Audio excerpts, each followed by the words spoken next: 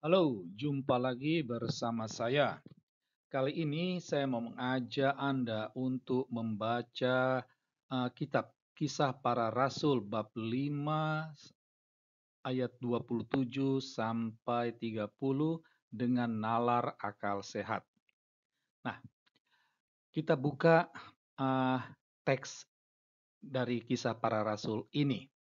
Mereka membawa keduanya dan menghadapkan mereka ke mahkamah agama.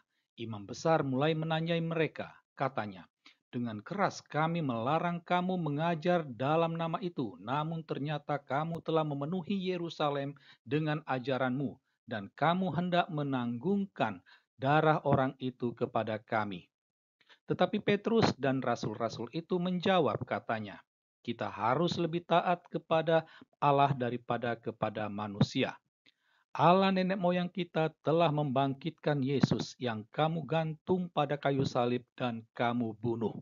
Nah, demikianlah 3 ayat dari kisah para rasul ini. Kita akan melihat satu persatu.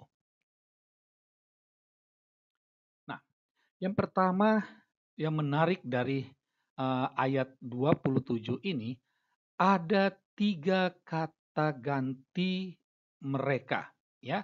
Namun maknanya berbeda, ya. Kata mereka yang pertama jelas berbeda maknanya dengan 2 yang terakhir. Mereka yang pertama ini adalah kepala pengawal dan pasukannya, ya. Itu. Sedangkan 2 yang terakhir itu adalah para rasul, ya. Ah, Tafsiran bahwa mereka ini adalah para rasul, ini merujuk kepada kata keduanya yang ada pada mereka membawa keduanya. Jadi keduanya itu kemudian diganti dengan kata mereka. Nah, itu ya. Nah, yang menariknya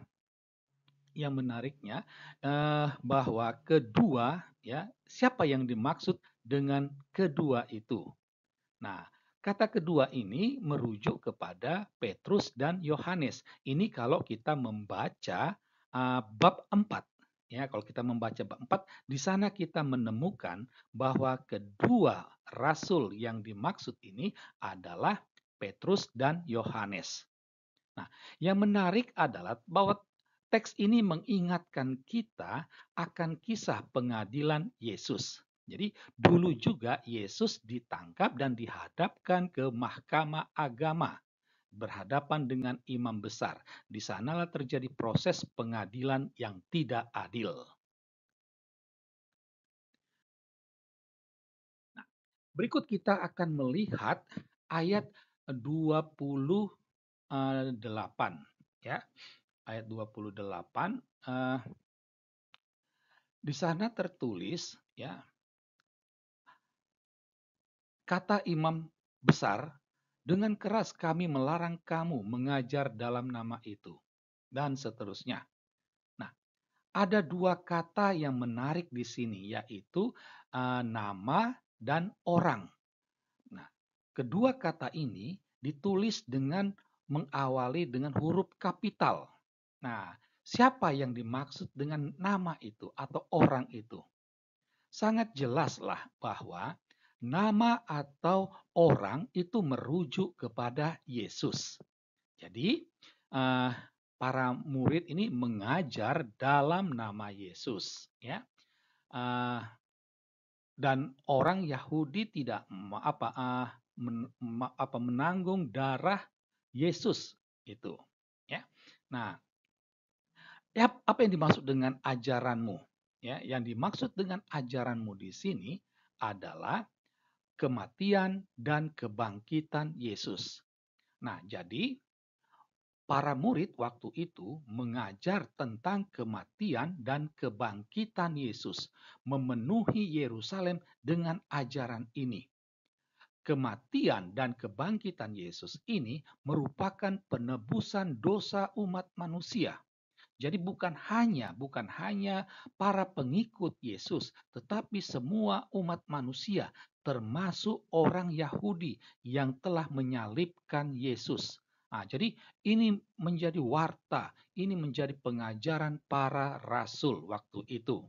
Nah, jadi eh, satu hal yang menarik lainnya itu adalah menanggung darah orang itu. Ya, kalau kita membaca teks ini, frasa ini, itu artinya bahwa imam agung, imam besar itu mengakui bahwa orang Yahudi telah membunuh Yesus. Ya. Nah, jadi yang dibunuh itu adalah sungguh Yesus, bukan orang yang seperti Yesus, atau yang dibunuh itu bukan kenabian Yesus, tidak. Ya. Jadi tidak ada pemisahan antara kenabian atau kemanusiaan, tidak. Ya. Yang dibunuh itu adalah Yesus. Kenapa dibunuh ya? Karena Yesus mengaku diri sebagai Allah. Yesus telah menghujat Allah. Ini merupakan dosa besar dalam agama Yahudi sehingga dia dibunuh. Nah, sekali lagi yang orang Yahudi sendiri, imam besar orang Yahudi sendiri mengakui telah membunuh Yesus. Ya. Nah, teks yang berikut ya, teks yang berikut ini merupakan pembelaan atau nasihat Petrus dan para rasul. Ada dua kalimat dalam pernyataan itu ya. Kita lihat yang pertama. Yang pertama itu Petrus mengatakan kita harus lebih taat kepada Allah daripada kepada manusia. Ini dikaitkan dengan larangan untuk mengajar tentang kematian dan kebangkitan Yesus. Sementara Petrus dan kawan-kawannya diminta untuk mewartakan kebenaran ini. Nah, jadi eh, ke, perintah untuk mewartakan kebenaran ini datang dari Allah sendiri.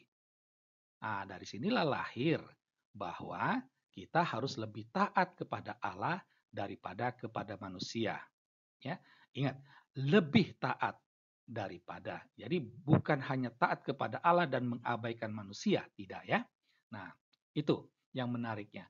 Yang kalimat yang kedua adalah Allah nenek moyang kita telah membangkitkan Yesus yang kamu gantung pada kayu salib dan kamu bunuh. Nah, di sini Petrus uh, mengingatkan imam besar dan juga para orang Yahudi bahwa mereka telah menggantung dan membunuh Yesus, tetapi Allah nenek moyang mereka telah membangkitkan Yesus. Nah, di sini pesan yang mau disampaikan itu adalah bahwa Yesus mati di kayu salib. Jadi yang mati di kayu salib itu adalah Yesus, bukan orang lain, bukan orang yang mirip sepertinya, tetapi sungguh Yesus. Ya. Nah, ini itu ya. Ini yang penegasan sejarah ini ya. Hal yang kedua, Yesus itu bangkit dari kuburnya. Itu ya. Ini menjadi kebenaran ya, kebenaran Kristiani. Nah, dari pemaparan di atas kita sampai pada kesimpulan logis. Namun sebelum butir kesimpulan perlu diingatkan, perlu disadari bahwa kitab Kisah Para Rasul itu ditulis antara tahun 61 sampai 64 ya. Jadi kurang lebih 30 tahun setelah peristiwa penyaliban Yesus. Jadi dia masih dalam abad pertama, sangat dekat dengan peristiwa kematian tersebut. Nah, itu ya. Jadi ini merupakan data sejarah. Ya. Jadi apa yang dapat kita simpulkan dari uraian di atas? Kesimpulannya sederhana bahwa Yesus wafat di kayu salib dan Yesus bangkit dari kematian. Ya, ini. Nah, dua hal ini menjadi kebenaran iman bagi orang Kristen. Dan sayangnya kebenaran ini oleh beberapa pihak berusaha untuk dikaburkan. Misalnya kebangkitan Yesus itu dikaburkan dengan mengatakan para murid mencuri jenazah Yesus. Atau kematiannya dikaburkan dengan mengatakan bahwa yang mati itu bukan Yesus, tetapi orang yang mirip dengan Yesus. Nah, sekalipun banyak upaya untuk mengaburkan kebenaran iman ini, orang Kristiani tetap yakin bahwa Yesus sungguh wafat dan bangkit. Dia wafat dan bangkit untuk menebus dosa umat manusia, termasuk orang yang mengaburkan kebenaran iman ini. Sekian dan terima kasih.